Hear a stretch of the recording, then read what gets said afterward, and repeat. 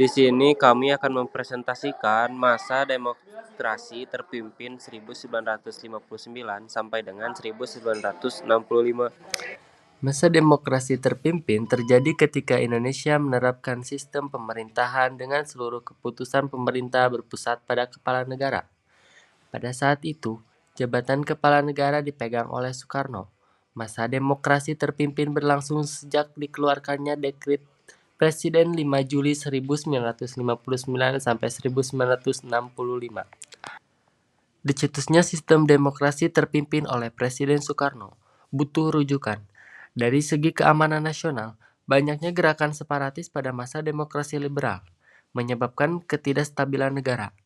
Dari segi perekonomian, sering terjadinya pergantian kabinet pada masa demokrasi liberal, menyebabkan program-program yang dirancang oleh kabinet tidak dapat dijalankan secara utuh, sehingga pembangunan ekonomi tersendat. Dari segi politik, konstituante gagal dalam menyusun UUD baru untuk menggantikan UUDS 1950.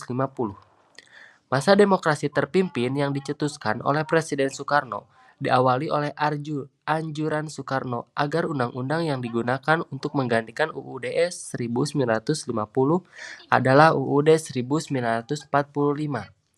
Namun, usulan itu menimbulkan pro dan kontra di kalangan anggota konstituante. Sebagai tindak lanjut usulannya, diadakan pemungutan suara yang diikuti oleh seluruh anggota konstituante. Pemungutan suara ini dilakukan pada 30 Mei, 1 Juni, dan 2 Juni 1959 dalam rangka mengatasi konflik yang timbul dari pro kontra akan usulan Presiden Soekarno tersebut. Presiden Soekarno menerapkan sistem demokrasi terpimpin adalah untuk mengakhiri fungsi parlemen, kabinet, hingga masa sistem parlementer usai pembubaran RIS. Pasalnya, ketika RIS terbentuk, kondisi politik Indonesia cenderung kurang stabil. Dimulainya sistem demokrasi terpimpin ini ditandai dengan keluarnya Dekret Presiden pada 5 Juli 1959 yang berisi pembubaran konstituante. Pemberlakuan kemudian UUD 1945 tidak berlakukan UUDS 1950, pembentukan MPRS serta DPAS. Karakteristik utama perpolitikan pada era demokrasi terpimpin adalah 1. Mengaburnya sistem kepartaian.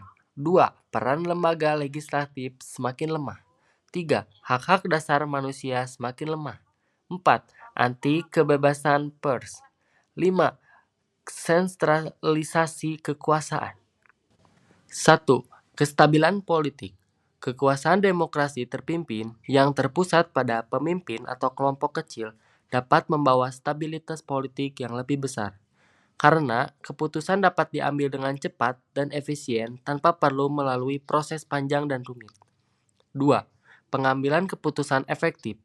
Dalam demokrasi terpimpin, pemimpin atau kelompok yang dianggap memahami kebutuhan dan aspirasi rakyat memiliki kekuatan yang signifikan dalam pengambilan keputusan. Hal ini kemungkinan kebijakan yang cepat dan efektif dalam menjawab kebutuhan masyarakat. 3. Fokus pada tujuan sosial dan ekonomi. Demokrasi terpimpin menempatkan penekanan yang kuat pada pencapaian tujuan sosial dan ekonomi yang dianggap penting bagi masyarakat. Hal ini dapat mengarah pada upaya yang lebih besar untuk mengurangi kesenjangan sosial dan meningkatkan kesejahteraan masyarakat secara umum. 4. Mobilisasi massa. Demokrasi terpimpin seringkali memobilisasi massa dalam rangka mencapai tujuan-tujuan sosial dan ekonomi. Partisipasi aktif masyarakat dapat memberikan kekuatan dan dukungan yang lebih besar untuk melaksanakan program-program pemerintah. 1. Kekurangan kebebasan politik. Demokrasi terpimpin dapat membatasi kebebasan politik, termasuk kebebasan berpendapat, kebebasan pers, dan kebebasan berserikat. Kritik terhadap pemerintah seringkali ditindas dan oposisi politik dibatasi. 2. Konsentrasi kekuasaan. Dalam demokrasi terpimpin, kekuasaan cenderung terpusat pada pemimpin atau kelompok kecil yang berkuasa. Hal ini dapat menyebabkan konsentrasi kekuatan politik dan ekonomi yang tidak sehat, yang dapat mengarah pada penyalahgunaan kekuasaan dan korupsi.